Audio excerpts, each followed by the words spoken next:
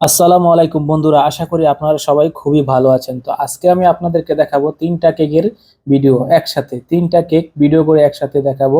তিনটা কেক কিভাবে আমরা চকলেট দিয়ে বিভিন্ন ফ্লেভার দিয়ে ঢালাই দিই, এই ভিডিওটা আজকে আপনাদেরকে দেখানোর চেষ্টা করব।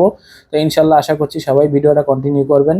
তো প্রথমেই রেড ভেলভেট কেকটা আমি চকলেটের ভিতরে, হোয়াইট চকলেটের ভিতরে রেড ভেলভেট কালারটা দিয়ে কিন্তু ঢালাই দিয়ে নিলাম। তো বন্ধুরা, হয়ে গেল আমাদের একটা কেক ঢালাই হয়ে গেল মোটামুটি। তো সেকেন্ড স্টেপে আরেকটা কেকের ঢালাই দেখাবো, এটা হচ্ছে ফুড কালার। তো ফুড কালারটা দিয়ে চকলেটের ভিতরে আমি কিন্তু এই আকাশি কালার কেকটা ঢালাই দিয়ে নিলাম। তো আপনারা কিন্তু ঠিক এভাবে করতে পারেন চাইলে, খুব সহজেই কিন্তু চকলেট ঢালাইগুলো আমরা রেস্টুরেন্টে দিয়ে থাকি।